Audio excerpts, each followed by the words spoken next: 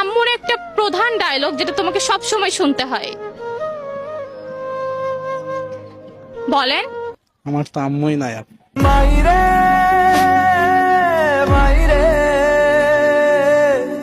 তেরে বিন আম্মুর একটা প্রধান ডায়লগ যেটা তোমাকে সব সময় শুনতে হয়।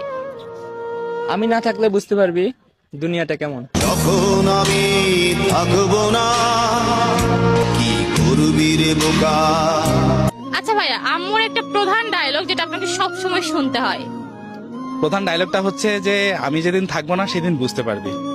আজ বুঝতে পারছি, কেন? কারণ আম্মু নাই। মাইরে মাইরে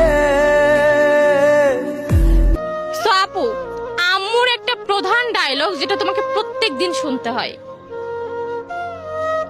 এই যে খাবারগুলো খেলি কার পেটে গেল? মাই তেরি চুনরি